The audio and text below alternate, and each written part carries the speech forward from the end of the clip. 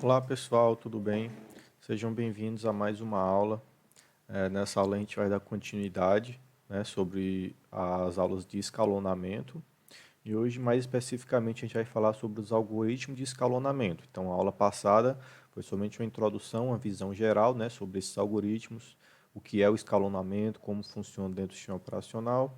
E hoje a gente vai aprofundar um pouco nesses algoritmos que são utilizados para fazer o escalonamento de processos. Bem, primeiro eu vou mostrar aqui alguns dos algoritmos, né, e depois a gente vai falar um pouco sobre cada um deles. Então, lembrem daquelas palavrinhas que eu falei, né, preemptivos e não preemptivos. Então, os algoritmos não preemptivos, né, também chamados de cooperativos, exemplos deles é o FIFO, né, vocês já devem ter visto aí na disciplina de estruturas de dados e por aí. Aí você tem o first in, o first out, que é o FIFO, que é o primeiro a chegar, né, é o primeiro a sair. O que é que isso quer dizer? O primeiro a chegar é o primeiro que vai ser atendido, né? São as filas normais que a gente vê nos bancos, né? Por ordem de chegada, né? Então o FIFO é por ordem de chegada. O FIFO ele também é chamado de first come, first served, né? Ou seja, o primeiro a chegar, o primeiro a ser servido, né? E dentro ainda dos algoritmos não preemptivos, nós também temos o SJF, né, que é o Shortest Job First, ou seja, é o job, né, a tarefa mais curta primeiro. Então, quem for a menor tarefa vai executar primeiro e as tarefas maiores vão ficando para o fim. Tá? Os algoritmos pré-emptivos, né? Só lembrando, pessoal, os não preemptivos é os que executam, né, até quando o processo deseja, né? A CPU, ela não interrompe o processo de executar. Já nos algoritmos pré-emptivos, a CPU, ela estabelece uma quantidade de tempo que cada processo vai executar e o processo acabando ou não, né, fazendo o que queria fazer ou não, ele é cortado da CPU e outro processo é colocado no lugar dele, né? Então essa é a principal diferença entre os algoritmos não preemptivos e os preemptivos.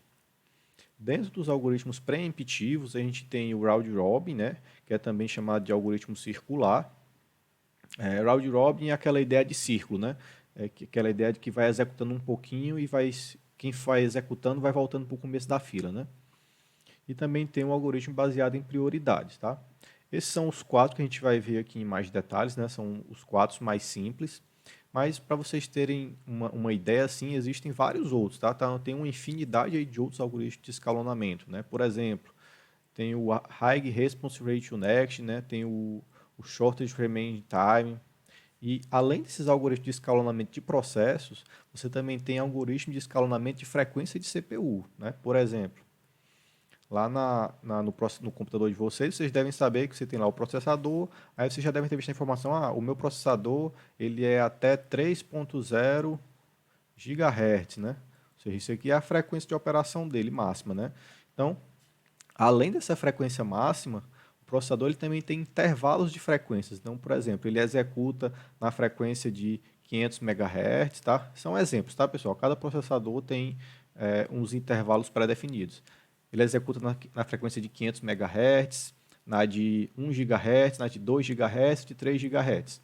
Então, ela executa, digamos, em 4 ou 5 frequências distintas.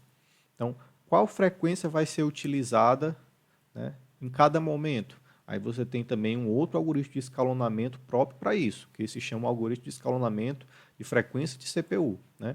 Ele também é algoritmo de escalonamento, mas ele é diferente do algoritmo de escalonamento de processo. Então, isso aqui são algoritmos de escalonamento de processos, também podem ser, né, adaptados para a frequência de CPU, mas geralmente são utilizados somente para processo. E você tem outros exemplos de algoritmos de escalonamento de frequência de CPU, né, que são utilizados, por exemplo, no Windows, no Linux, no Android. Né? No Android você tem o On Demand, você tem o Interactive. No Linux você tem o PowerSave, né, o Performance. Não sei se vocês já ouviram falar nesses nomes, mas são os escalonadores de frequência de CPU. Tá? Então isso foi só para dar uma visão geral. Agora a gente vai entrar em mais detalhes nesses quatro algoritmos aqui. Né? O FIFO, né, que é o primeiro a chegar, o primeiro a ser servido, né, também chamado de First Come, First Serve, ou First In, First Out. Então, FIFO, FCFS, né, são o mesmo algoritmo, tá? Só muda a forma que ele é chamado. Então, né, nesse algoritmo, né, no FIFO, a CPU ela é atribuída aos processos na ordem que eles a requisitam. Então, basicamente, há uma fila única de processos prontos. Né? Lembrem que só entra nessa fila os processos que estão prontos. Se o processo está bloqueado, esperando algum recurso, ele não entra na fila para ser escalonado, porque ele não se sabe quando ele vai estar pronto, né, quando ele vai ter o recurso que ele deseja. Então, nessa fila são somente os processos que estão no estado pronto, né? E quando o processo requisita a CPU, ele é executado, né? Dado que a CPU está ociosa. Se a CPU estiver com outro processo sendo executado, esse processo ele é colocado lá nessa fila única e fica aguardando a vez dele. Nesse tipo de algoritmo no FIFO, ele executa até que seja terminado, ou seja, o processo é que decide, né, quando vai deixar a CPU ou não, ele não é interrompido pela CPU, né, cortado. E quando chega mais processos, esses são inseridos em uma fila, né? Então, ele vai puxando da fila, vai executando, depois pega o próximo, e assim, essa fila ela é montada na parte seguindo essa regrinha, né? Primeiro a chegar, primeiro a ser servido, né? Agora, pessoal, isso aqui é um exemplozinho de como seria aplicar esse algoritmo. Então, lembre que a ideia principal dele é criar uma fila única, né? Como acontece nos bancos, por exemplo, e eu peço que vocês pausem o vídeo agora e tentem entender essa tabela com esse gráficozinho aqui de tempo. Imagina que isso aqui é o tempo, tá? Você tem uma linha do tempo aqui de 0 a 20 unidades de tempo, né? Pode ser microsegundos, milissegundos, segundos, não importa. Imagine que isso que é chamado de unidade de tempo, né? Não importa qual unidade é. Então isso aqui é uma linha do tempo, você tem aqui de 0 a 20 e você tem os processos que estão aqui chegando durante essas 20 unidades de tempo. Então, você tem o processo A ao processo E, e você tem o tempo de chegada de cada processo. Então, o processo A, ele chegou no tempo 0, então o processo A ele chegou aqui. O processo B, ele chegou no tempo 2, então ele chegou aqui, 0, 1, 2. O processo 2 chegou aqui. O processo B, desculpa. O processo C chegou no tempo 4, o outro 6, no 8, etc. E o tempo de serviço é o tempo que ele precisa para concluir as atividades dele. Então, ele chega no tempo 0, ele necessita de 3 unidades de tempo, então ele vai executar aqui 1, 2, 3. Então, aqui vai encerrar o processo 1, tá? Então, essa é a ideia. Peço que vocês pausem o vídeo aí, tentem construir esse gráficozinho aqui olhando para esses valores, tá?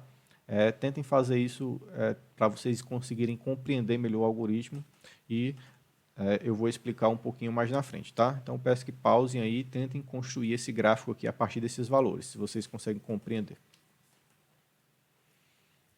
Bem, pessoal, dado que você já fez esse exercíciozinho, né? A gente vai voltar aqui e vai ver um pouquinho como ele funciona, né? Então, a gente viu aqui que o processo A ele vai chegar no tempo 0, então o A vai chegar aqui, e ele vai executar por 3 segundos, então aqui o A vai terminar. Porém, antes do A terminar, o B chegou no tempo 2. 0, 1, 2. O B chegou aqui, né?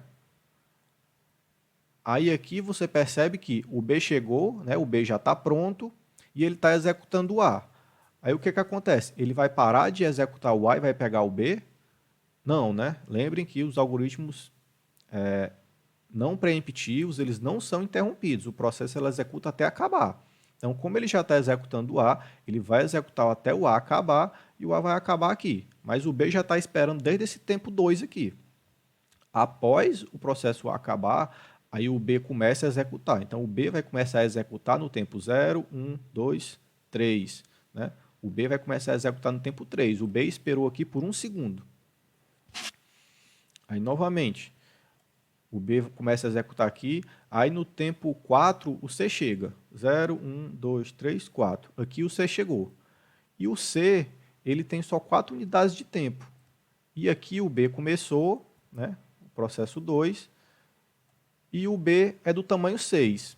Então, ele executou 1 aqui. Né? Então, quando o C chegou, ainda falta 5 unidades de tempo para o B executar, e no C faltam só 4.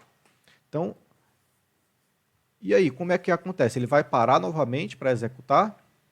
Novamente, por ser um algoritmo não preemptivo, ele não vai interromper a execução do B, né, do processo 2, e o C vai ficar esperando. Então, o B, que é um processo grande, né, de 6 unidades de tempo, ele vai executar até o fim, e somente então, quando ele acabar, é que o processo 3 vai começar a executar. Então, perceba que o processo C, ele está aguardando aqui desde o tempo 4, né? Ele está aguardando aqui, ele aguardou quase a execução toda do processo 2.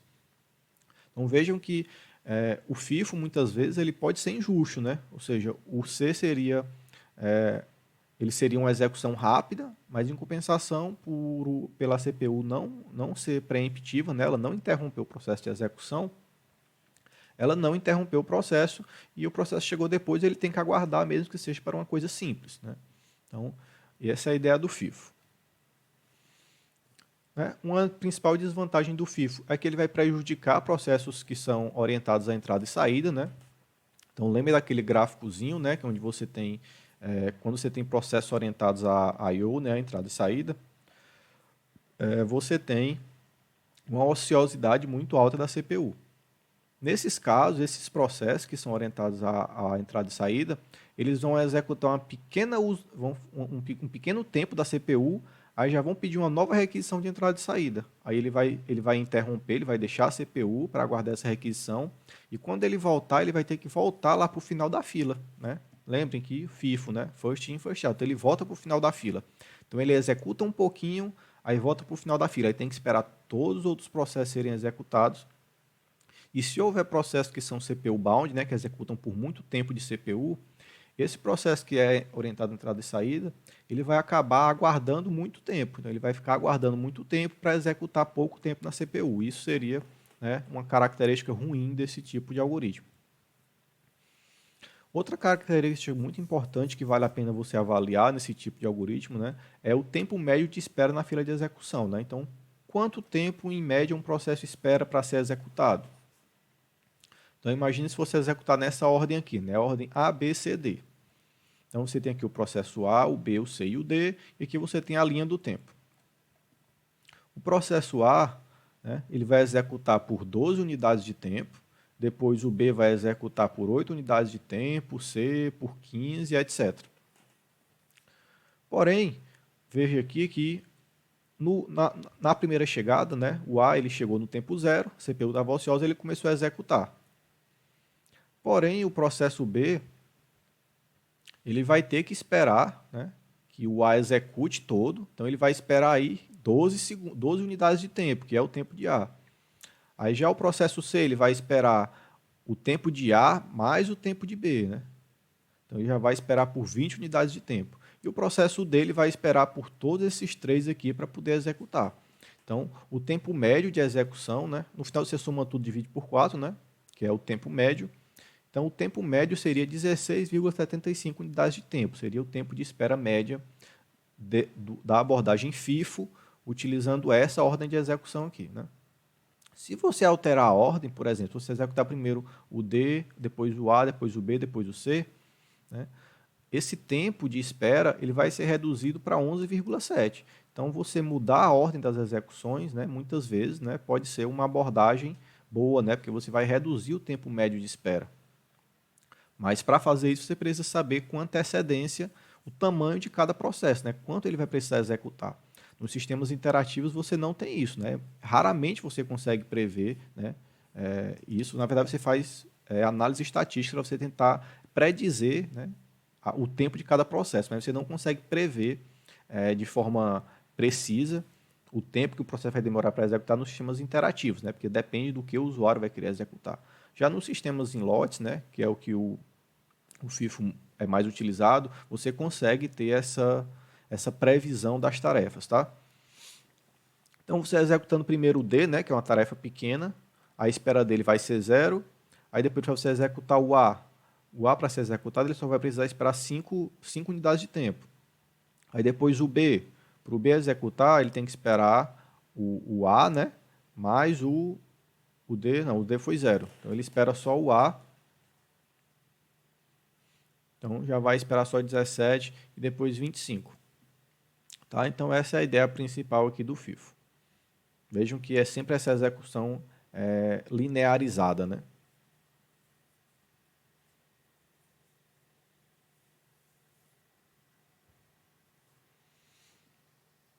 Então, o que é que vocês vejam aí como vantagem e desvantagem do uso desse algoritmo, né, do FIFO?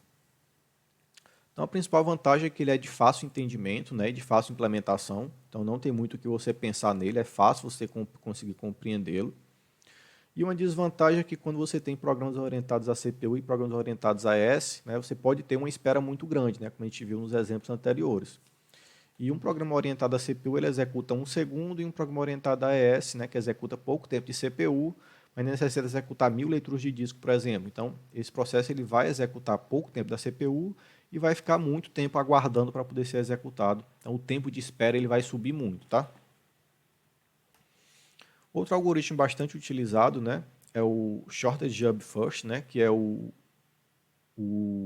trabalho, né, ou a tarefa mais curta primeiro. Então, quem tem o menor tempo de execução vai executar primeiro. Então, quando várias tarefas igualmente importantes estiverem postadas na fila de entrada à espera de serem iniciados, o escalonador ele escolhe a tarefa mais curta primeiro, né? Então, vejam que aqui é destacado esse igualmente importantes, né? Aqui você não está considerando que um processo é mais importante do que o outro, você não está levando nada disso em consideração, você somente está avaliando o tempo de execução daquele processo. Então, se você tem aqui o processo A, o B, o C e o D, né, com tempos de execuções de 8, 4, 4 e 4, se você aplicar o SJF, né, o resultado dele vai ser isso aqui. Primeiro ele vai executar o menor, ou seja, o B, depois o outro menor, que é o C, o terceiro menor, que é o D, e por último ele vai executar o A. Então a ordem de execução seria B, C, D, A. Isso aqui é outra tabelinha de exemplo, tá? Novamente eu peço que vocês parem o vídeo aí e tentem compreender a execução do algoritmo, tá? Então, isso aqui é aquela tabelinha passada, isso aqui é a ordem de execução. Aplicando a ideia do algoritmo, tentem construir essa tabelinha aqui, olhando para esses valores. A tabela já está construída, mas mesmo assim, perceba que, embora ele seja um algoritmo simples, você já começa a ter mais dificuldade para conseguir interpretar como é feita as alocações, porque o FIFO ele é o mais simples, né? Esse aqui ele é um pouquinho mais complicado, mas tentem construir isso aqui, pessoal. Então, pausem o vídeo e tentem interpretar esses dados, o tempo de chegada, o tempo de serviço, como a gente fez naquele exemplo passado. Pronto, pessoal, dado que você já tentou fazer o exercíciozinho, agora a gente vai falar um pouquinho sobre ele, tá? Eu fiz esse exemplo à mão aqui, tá? Para tentar deixar mais simples a interpretação desse gráfico aqui. Então, eu vou começar por esse aqui, tentar mostrar essa parte inicial, depois eu volto para cá para a gente concluir nele. Então, primeiramente, no tempo zero, o P1 chega. Está aqui, o P1 chegou no tempo zero, vai executar por 3 unidades de tempo. Então, 0, 1, 2, 3. Aqui o P1 vai terminar. Porém, antes do P1 terminar, o P2 chegou no tempo 2. O P2 chegou aqui. E ele vai executar por 6 segundos. Ah, mas tem aquela ideia, o P1 é menor, então ele vai continuar executando, né? Ele vai continuar executando. E aqui, quando o P1 terminar, o P2 vai começar. Porém, no instante 4, aqui, o P3 ele chega. E o P3 ele tem um tempo de serviço de 4. E até então, o 2, que é 6, ele só executou 1, né? Ele começou aqui, ele só executou 1, então ainda falta 5 unidades de tempo para o P2 executar. E o P3 é menor. Mas percebam que aqui ele não faz a interrupção do P2, né? Ele não interrompe o P2, mesmo sendo o P3 menor nele, né? Ou seja, ele deveria fazer isso? Ele poderia fazer isso, mas lembre que o SJF é um algoritmo não preemptivo. Depois que o processo começou a executar, ele vai executar até ele terminar, certo? O sistema operacional ele não vai interromper o processo para que execute o outro. Então, mesmo o P3 sendo menor, como o P2 já começou a executar, ele vai executar até o fim. Então, o P2 vai terminar aqui e o P2, né, ele é maior do que o restante de P1, como eu falei, então escolhe o P1, né? Então, aqui, ó, né, o algoritmo não preemptivo ele executa até quando desejar, então ele não é interrompido, e por isso o P2 não foi interrompido, né, mesmo sendo tendo um tempo de execução maior do que o P3, né, que chegou no tempo 4. Então, dito isso, né, o P2 ele vai executar aqui até o fim, e depois que o P2 terminou de executar, Aí a gente vai parar aqui e vai ver, ó, no tempo 9, né, que é o tempo 9, aqui é o 10, que é o 9. No tempo 9, quais os processos já chegaram? Então, no tempo 9, o P1 já chegou, o P2 já chegou, o P3 já chegou, o P4 já chegou e o P5 já chegou, ou seja, todos os processos já estão esperando. O P1 ele já concluiu aqui a execução, né? Então sumiu da lista. O P2 também ele já concluiu a execução. Então a gente falta executar o P3, o P4 e o P5. Do P3, o P4 e o P5, embora eles tenham chegado nessa ordem aqui, né? O P3 chegou primeiro. Mas vejam que, mesmo que ele tenha chegado primeiro, o tempo de execução dele é maior do que o tempo de execução do P5.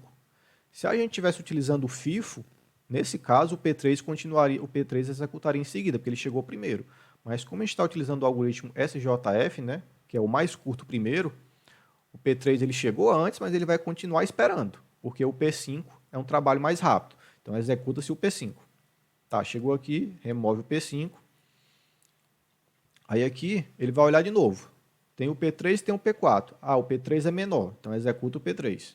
E por fim executa o P4. Então percebam que mesmo o algoritmo tendo chegado primeiro, né, como foi o caso do P3, ele chegou antes do que o P4 e o P5, mas o P5 ele vai executar primeiro porque ele é uma tarefa menor. Tá? Imagine que em uma determinada situação, enquanto o P3 está aguardando, chegam mais 100 processos menores do que ele. Então o P3 ele vai ter que aguardar esses 100 processos serem executados porque são menores do que ele. Então esse algoritmo ele também pode ser injusto, né, em algumas situações. O mesmo acontece com o FIFO, né, que o FIFO pode ser injusto quando ele executa por ordem de chegada, mas tem processos que são muito pequenos, que tem que aguardar por muito tempo. E aqui é o processo inverso, né? Ele também pode ser injusto porque ele vai executar os menores primeiros e quem chegou vai acabar esperando por muito mais tempo do que deveria. Então, tem essas desvantagens, tá? E também, né, convém observar que a tarefa mais curta primeiro, né, o SJF, ele é adequado somente para situações em que todas as tarefas estejam disponíveis simultaneamente e que não seja necessário ordem na execução, né? Então, para você poder aplicar esse algoritmo de forma correta, você tem que saber todas as tarefas que precisam ser executadas, né, todos os processos, e também precisa saber o tempo de duração de cada processo desse, tá? Bem, pessoal, com isso a gente finaliza mais uma aula sobre esses algoritmos de escalonamento não preemptivos, tá? Eu sei que está ficando um pouquinho mais complicado, né? Mas quando você começa a escrever, né? Esse exercício que eu pedi para vocês fazerem de tentar praticar o algoritmo na mão, você fazendo isso uma ou duas vezes, você consegue entender bem o algoritmo, do que se você ficar só olhando para os slides. Então, façam aquele exercício do vídeo, né? Tentem praticar o algoritmo na mão, que isso vai ser muito importante, tá? E na próxima aula a gente vai falar sobre os algoritmos de escalonamento pré-emptivos, né? Esses aqui é que vão dar mais trabalho ainda, né, para calcular na mão, né? Então, não deixem acumular conteúdo, façam os exercícios que eu estou botando nos slides aí, que vai ajudar bastante a você compreender de forma bem clara esses algoritmos, tá, pessoal? Obrigado e até a próxima. Tchau, tchau.